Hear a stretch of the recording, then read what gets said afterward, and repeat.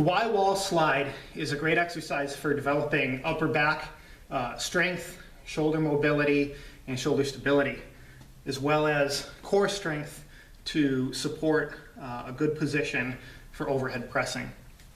In order to do this, we're going to stand against the wall with our toes to the wall. Our forearms are going to be against the wall, and we're going to brace our abs by doing a pelvic tilt. From there, we're going to reach up in a Y shape with our arms and then come back down to our starting position. We want to make sure that we aren't leaning back into the movement or wiggling side to side to compensate for an asymmetry in the shoulders. If we can get all the way to the top without issue, we're going to keep the abs braced and just pull the thumbs back a little bit,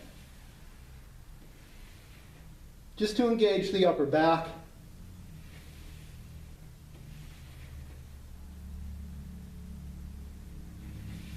And develop that overhead position.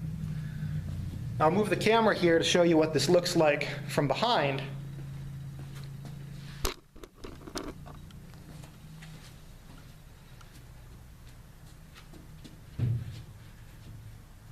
Abs braced, pelvis tucked, and reach up. Keep the abs braced. Just pull the thumbs back a little bit.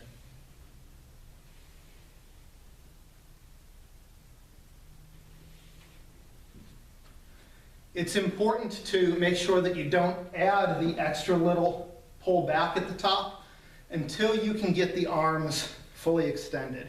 If you have one elbow that's lagging or your scapula is not moving well so you can't get into that full shoulder flexed position there, that big capital Y shape, then work on developing that, work on developing the core strength that's necessary to stabilize the spine before you start working on pulling back further into that range of motion.